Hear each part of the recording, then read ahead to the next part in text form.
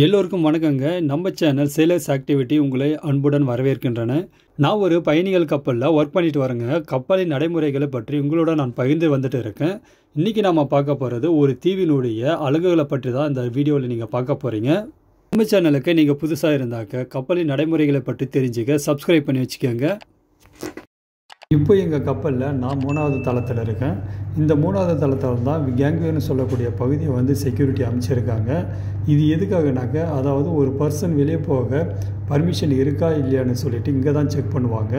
அதாவது ஒரு நம்பர் ஒன்று கொடுத்துருப்பாங்க, அந்த நம்பர் இருந்தால் வெளியே போக முடியாது. இப்போ நான் என்னுடைய கார்டை வந்து நாங்கள் வந்து ஸ்வைப் பண்ண போகிறேன். அது ஸ்வைப் பண்ணி க்ரீன் காமிச்சதுன்னா கண்டிப்பாக வெளியே போகலாம். ஸோ க்ரீன் காமிச்சாச்சு, நான் வெளியே போக போகிறேன். இப்போ எங்கள் கப்பலை விட்டு நான் வெளியே வந்துட்டேன். இப்போ அதுக்கு அடுத்ததாக நம்ம இந்த துறைமுகத்தினுடைய டெர்மினலை வந்து கடக்கணும். இந்த டெர்மினலை கடக்கணுனாக்கா நம்ம வந்து மொபைல் வந்து யூஸ் பண்ணக்கூடாது, கேமராவும் யூஸ் பண்ணக்கூடாது. அது இங்கே மட்டும் கிடையாது, எல்லா துறைமுகத்துலையுமே அந்த மாதிரி தான் இருக்கும்.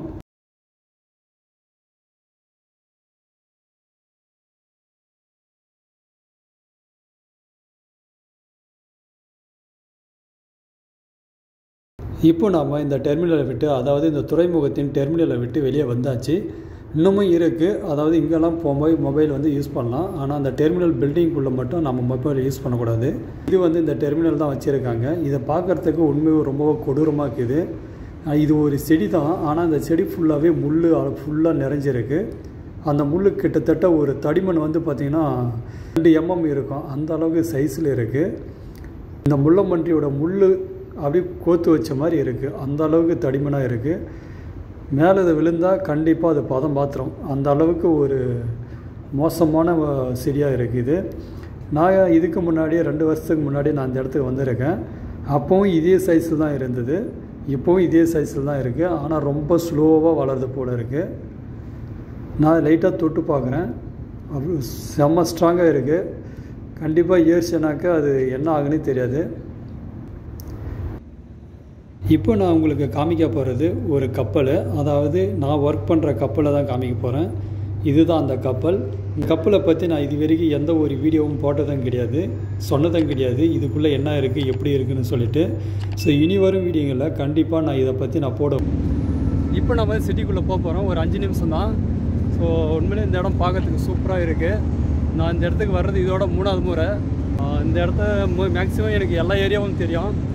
எனக்கு தெரிஞ்ச ஏரியாவுக்கு எல்லாமே நான் உங்களுக்கு கூட்டிகிட்டு போகிறேன், பாருங்கள்.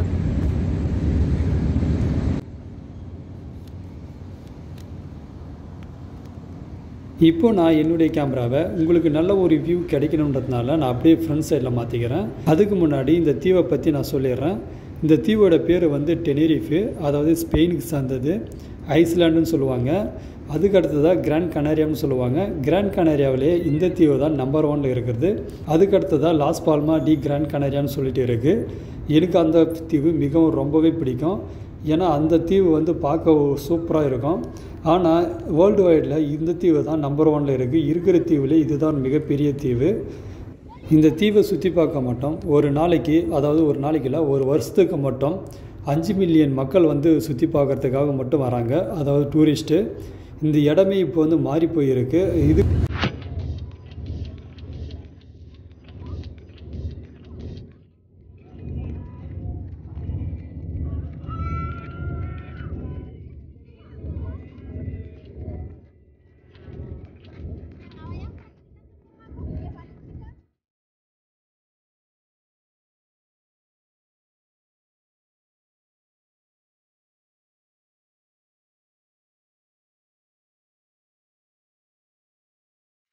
சரிங்க. இப்போ நான் உங்களுக்கு இந்த தீவில் நான் என்ன சுற்றி காமிக்க போகிறேன்னாக்க, இந்த தீவினுடைய மையப்பகுதி, அதாவது இந்த தீவுக்கு சுற்றி பார்க்க வராங்க பார்த்தீங்களா, அந்த இடத்துக்கு போகாமல் யாருமே போக மாட்டாங்க. அவ்வளோ பெரிய ஒரு முக்கியமான பகுதி அந்த இடம். அந்த இடத்துக்கு தான் நான் உங்களை கூட்டிகிட்டு போகிறேன். அந்த இடத்துக்கு தான் நீங்கள் என் கூட ட்ராவல் பண்ண போகிறீங்க. அதுக்கு அடுத்ததாக உல்லாச கப்பல்கள்னு சொல்லிட்டு நீங்கள் பார்த்துருப்பீங்க நிறையா படத்தில். அந்த சின்ன சின்ன போட்டுகளெல்லாம் நான் உங்களுக்கு காமிக்க போகிறேன். ஃபஸ்ட்டு அந்த இடத்துக்கு போயிட்டு அதுக்கு அடுத்ததான் இந்த டெனரிஃப், இந்த தீவினுடைய மெயின் பகுதி நான் சொன்னேன் பார்த்தீங்களா, அந்த பகுதிக்கு நான் உங்களுக்கு கூட்டிகிட்டு போகிறேன். இந்த தீவினுடைய மெயின் புள்ளியே அதுதான், வேறு எதுவுமே கிடையாது. அந்த இடத்துல பார்க்கறதுக்கு என்ன இருக்குனாக்க நீங்களே பாருங்கள், இந்த வீடியோவில் கண்டிப்பாக உங்களுக்கே பிடிக்கும்.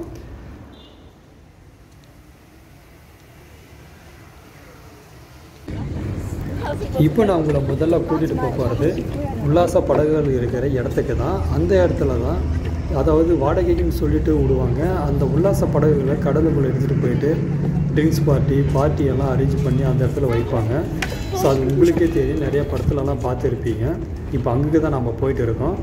இது இங்கேருந்து ஒரு வியூஸ் வந்து அழகாக தெரியும். அதாவது இந்த தீவினுடைய பாதி அளவுக்கு தேடுற அளவுக்கு ஒரு வியூ அழகாக இருக்கும். நான் அப்படியே காமிக்கிறேன், அதை பாருங்கள்.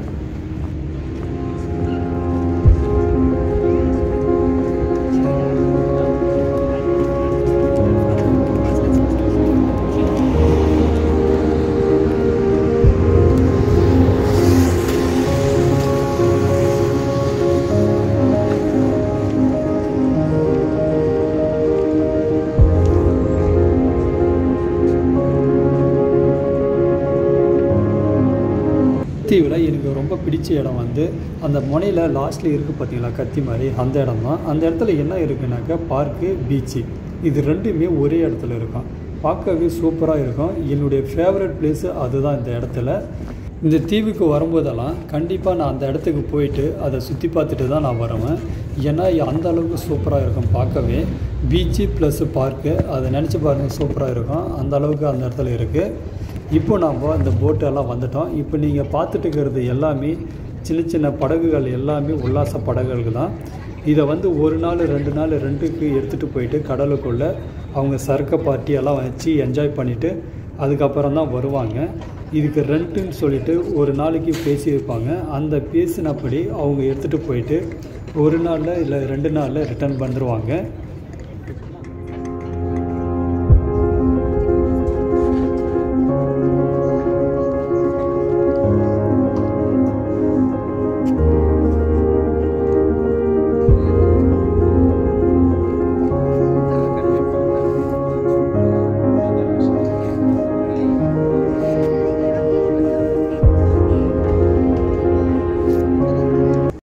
இப்போ நாம் இந்த தீவுடைய மெயின் பகுதிக்கு தான் போயிட்டு இருக்கோம்.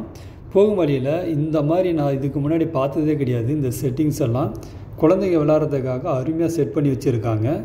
அதாவது இந்த 2 வருஷத்தில் இந்த தீவோடைய உருவமே மொத்தமாக மாறி போயிருக்குன்னு தான் சொல்ல முடியும்.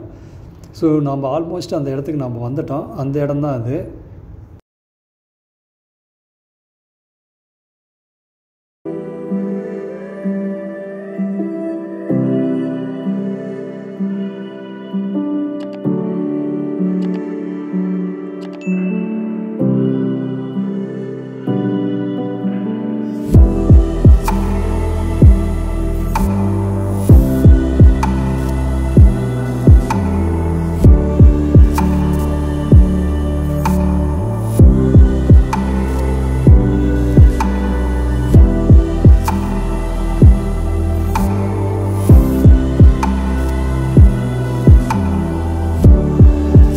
இப்போ நாம் அந்த மெயினான பகுதிக்கு வந்தாச்சு. அதாவது இந்த தீவினுடைய மெயின் பகுதி. யாரெல்லாம் வராங்களோ இந்த தீவுக்கு அவங்க கண்டிப்பாக இந்த பகுதியை சுற்றி பார்த்து தான் வருவாங்க. அதுதான் இந்த இடம், இந்த பில்டிங் தான். அதாவது கிறிஸ்தவர்கள் முக்கியமாக கருதப்படும் ஒரு சிலுவை தான் அது. அங்கே ஒரு லேடி ஒரு சிலை ஒன்று இருக்கும், அதை நான் சொல்கிறேன் நான். ரெண்டாவதாக இந்த இடத்துல கிறிஸ்மஸ் டைமில் ஒதுங்க கூட இடம் கிடைக்காது. அந்தளவுக்கு ஃபுல்லாக க்ரௌடு இருக்கும். ஒரு திருவிழாவே, ஒரு ஃபெஸ்டிவலோட பயங்கரமாக இருக்கும் பார்க்குறதுக்கு. நிறைய கடைகளெல்லாம் ஃபுல்லாக இருக்கும். அதுக்கடுத்து தான் இந்த இடத்துல வந்து ஃபுல்லாகவே மாறி போயிருக்கு. அந்த மரங்கள், அதுக்கடுத்தது இது வந்து புதுசாக வச்சுருக்காங்க. இது வந்து இதுக்கு முன்னாடி கிடையாது. இது மனுஷன் சில மாதிரி செஞ்சு அது எதுவும் மேலே எழுத்தெல்லாம் வரைஞ்சிருக்காங்க. அது என்னன்னு தெரியல, இது பிச்சு வஞ்சிக்கிற மாதிரி வச்சுருக்காங்க. அதுக்கடுத்து தான் இந்த சிலுவையினுடைய ஆப்போசிட்டில் ஒரு குளம் ஒன்று இருக்கும். அந்த குளத்தை நான் அப்படியே காமிக்கிறேன் பாருங்கள். அந்த குளத்தில் என்ன பண்ணி வச்சுருக்காங்கன்னா க்ரீன் கலர் பெயிண்ட் அடிச்சுட்டு தண்ணி ஊற்றி வச்சுருக்காங்க. அது பார்க்கவே உண்மையில் சூப்பராக இருக்குது, கண்கொள்ளா காட்சியாக இருக்குது. அதை ஒட்டியே ஒரு ரெஸ்டாரண்ட் இருக்குது. அந்த ரெஸ்டாரண்ட் அப்போ இல்லாமல் இருந்தது. அதுக்கடுத்து தான் அந்த குளத்தை சுற்றி பூக்கள் ஃபுல்லாக இருக்குது. அதுதான் அந்த குளம். நான் அப்படியே காமிக்கிறேன், கிட்ட போயிட்டு பாருங்கள்.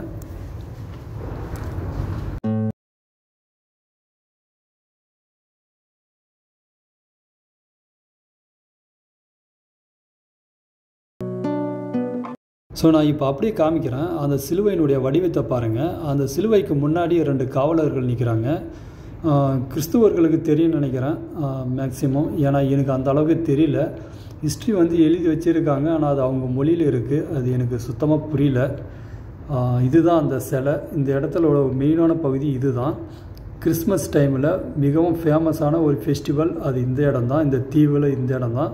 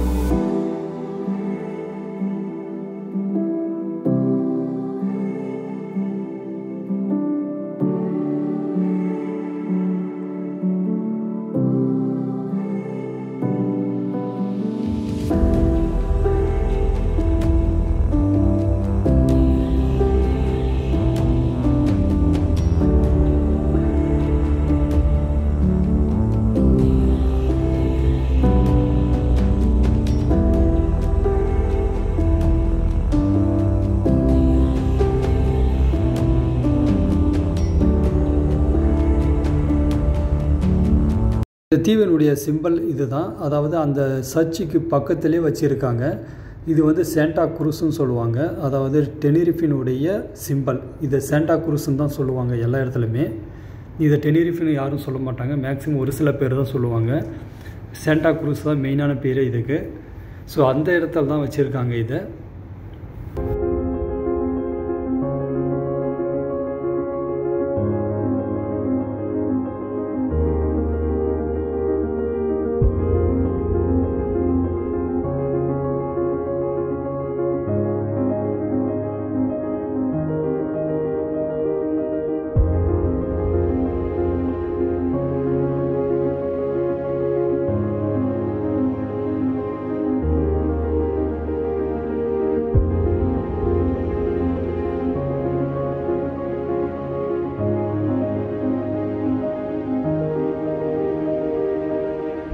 ஸோ நான் சொன்னேன் பார்த்தீங்களா, அது இந்த குளம் தான். நான் அப்படியே கெட்ட போகிறேன், அப்படியே காமிக்கிறேன் பாருங்கள். என்ன பண்ணி வச்சுருக்காங்கன்னா, பச்சை பெயிண்ட் அடிச்சுட்டு அது மேலே தண்ணி ஊற்றி வச்சுருக்காங்க. இது ஃபுல்லாகவே காரை தான், ஆனால் பார்க்க பளிச்சுன்னு இருக்குது. எந்த ஒரு அழுக்கும் எதுவுமே கிடையாது. செம்மையாக செஞ்சு வச்சுருக்காங்க, பார்க்கவே சூப்பராக இருக்குது. அந்த இடத்துல இருக்கு பார்த்தீங்களா, அது வந்து ரெஸ்டாரண்ட். அது இதுக்கு முன்னாடி கிடையவே கிடையாது, ஆனால் இப்போ வந்து ரெஸ்டாரண்ட்டாக வச்சுருக்காங்க, ரெடி பண்ணி வச்சுருக்காங்க. இது பக்கமே பார்த்திங்கன்னா பூக்கள் உங்களே பார்க்க சூப்பராக இருக்குது. அந்த ரெஸ்டாரண்ட்டுக்கு மேலே நான் கொண்டுட்டு போகிறேன். அங்கேயும் பூக்கள் வந்து சூப்பராக இருக்குது. அங்கே வந்து நிறையவே இருக்குது பூக்கள்.